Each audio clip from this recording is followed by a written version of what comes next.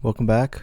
I've got a updated and improved version of the lava-powered modern industrialization boiler. And after I've done some testing, yeah. So the previous one, this one, it had that big bulky thing of redstone sticking out. It was right here actually, and I've compacted to this. It uses a new mod. It's called Little Big Redstone, and it's by the same developer that makes the Extended Industrialization mod, which is a add-on mod to Modern Industrialization. And it's a very, very good redstone mod. It pretty much gives you this microchip that you can build circuits inside of, and it compacts redstone down really small.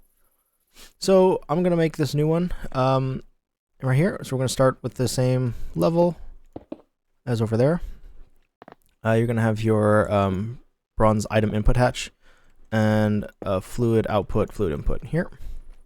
So this is where your water will go into. Your steam will come out of here. Right.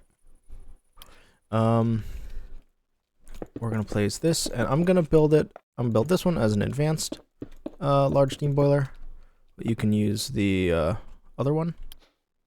I do not have the bronze pipe machine casing. Here we are. One more. So I have tested with the high pressure, and it works a little differently as of right now. So it doesn't really work with it, or else you'd have to make some unstable modifications that in the end aren't exactly worth it. So we're gonna move this all up here. We'll get lava here, and we'll actually place that up there. We'll put it away for now. We want to we'll grab this stuff right now. We're going to use a canning machine right here. Auto eject. Lava. Actually, no. Yeah, that's fine. All right, and then we're going to get our steam that will be coming out of this and dump into that. And we're also going to set, I got a wrench real quick. That over there. All right, so it auto output. Now what we're going to do is we're going to place a hopper here, an orange microchip up top. We're going to place a sticky piston here with a spruce trapdoor, an observer, a dropper, another hopper. We're going to place a gray microchip here. And that is that setup. What we're also going to do temporarily is we're going to go ahead and we're going to place a hopper going this way. Okay, so that's that. And now we're going to work on the A2 part here. So we're going to grab all of the stuff we need for A2. We technically don't need that anymore. So what we're going to do is we're going to place a main interface here, cable here, on and up, bam, like that. Make a storage bus here, and we're going to whitelist it for a bucket. We're going to then place an annihilation plane here. We need our formation plane. That's one thing I forgot about here. Bam. We're going to then place a quartz fiber. Can I get around there, please? A toggle bus. One of these. A different color. And a storage bus. There we are. Now we're going to take your crystal resonance generator and you can place it there, and that gives that power. And that's pretty much the majority of it right now. So what we're going to do is we're going to wait on priming this with an item and priming the rest with buckets. We're going to set up the microchips. So for this one, what we want to do is we want to detect an item down here first, right? So just like how I had a comparator in the previous version. So we're going to use this just detect. So we're going to have a reader. I'm going to place it in here. In survival, you'd craft these items and you can bring them in. And then we're going to right click that so we can change it. We want to mode item. direction down. Yeah, we're going to do down. And then we're actually going to set it equal to 0, right? So pretty much, if that's equal to 0, it'll output a signal, which right now there's nothing in there. But we're going to then hook it up to a NOT gate, which will pretty much flip it. So now it'll only output if there is something in it, which is exactly what we want. Right. Now, let me double check. I forgot. There we go. We're going to do a pulse throttler right here, right next to it. And this will pretty much just make a one-tick pulse out, which is what we care for. And then we're going to do a sequencer right here. So we'll see, look at this. Mode weak, a delay of 37.6 seconds, about. If you can't get it exactly, maybe go just do it on a little more than that. And then auto reset, yes. So what was that? That was 752 ticks. Want to take a sequencer? Where is it? Sequencer. Weak auto reset. 750.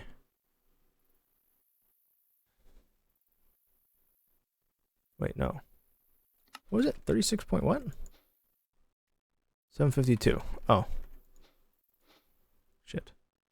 752. Oh, perfect. Auto reset. Bam. And then we want an IO port. Right. And we want this to be an output. And we want to check the direction. So facing that way, for me, is east. You'll have to change it for whichever way your thing is set up. And no, actually, we do want an output. It should output, and I want it to go, okay, save. There we go. Now you're going to take redstone bits, and you're pretty much going to connect these all up. That's connected. Oh, there we go.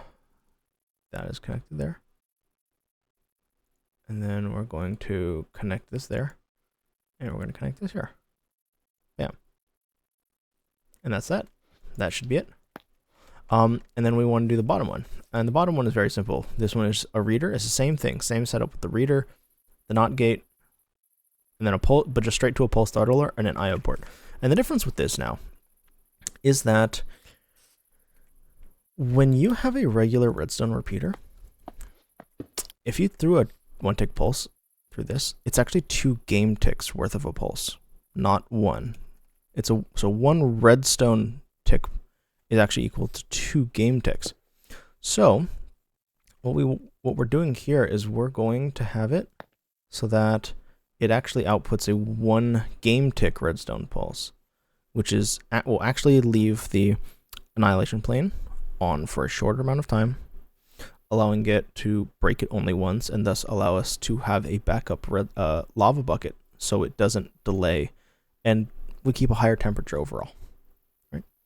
So let's double check east facing. So we want to check east. Fill threshold exact to 0. A NOT gate, a pulse throttler, and an IO port for output. And set this to there. Oopsies. This to there. Oh, no. This to there. Oh, come on. There we are. That to there. Okie dokie. That should work. So now what we're going to do is we're going to prime this with an item. It can be any item at all. Just one in there. Now what we're going to do is we're going to double check and make sure everything works, so this doesn't embarrass me. And then we're going to set up some, your water, your lava, and your steam. And I'm just gonna place them here. Oopsies. Obviously, you won't have creative tanks, but this is all I got right now, just to show you. So it works. So we're gonna go out on there, out on there. Bam. And now we're going to get some buckets. So we only need 2, right? So what we're going to do is we're going to place one in here to prime the machine. And you may need actually a steam bucket to either give this a little bit to start it off, which it's not doing. What did I do wrong?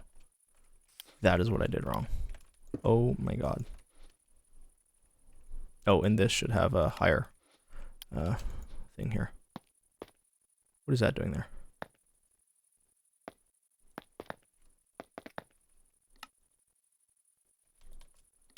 What the heck?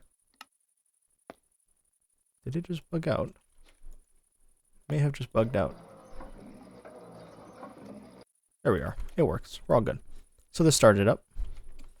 Now what we're going to do is we're going to go and place a bucket in the main interface. It will cohere, it will detect it, and it will let it sit there ready to go next. This is heating up. This is going through. It'll be,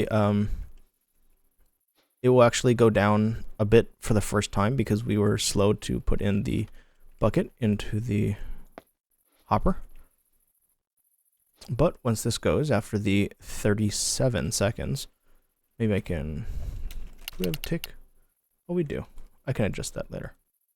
So this is going to go down a bit, but when this goes, it should do that. And it should have broken the block.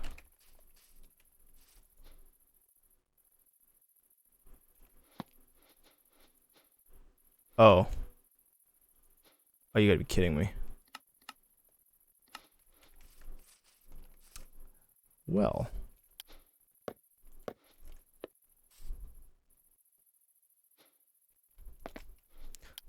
Why don't we try this again? Bucket in there. That goes there. And I'm going to do tick rate. I'll go 100. I'll speed this up by a lot. Oh, that's failing to show. There we go. Let me slow it down in a sec. 3, 2, 1. There we go. We're near the end. So this is empty. This has a blow up a bucket. It'll break. Only once. Place it down. And it already has a lava bucket ready for it. And it instantly keeps it up. So this will stay high temperature all the time. For the most part, at least. All right. And there we go.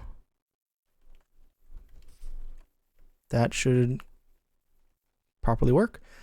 If you want to use one timer for multiple things, you could either set up an observer here and use maybe laser IO on this right here, or use your own, or just use multiple of these. In newer versions, the crafting recipe for these will go down. I don't believe they will use netherite scrap anymore, so they will be cheaper to make. And also in newer versions, this reader, there will be a comparator a piece or circuit. So you could swap that out. Though either works. It really doesn't matter. And that's how you make that. That's that. Now for an explanation, if you're curious. So pretty much, you've got your lava here. It fills up the bucket with the canning machine. It dumps into the hatch, and it does its thing. After the time, this amount of time is how long that the actual bucket of lava lasts in the boiler.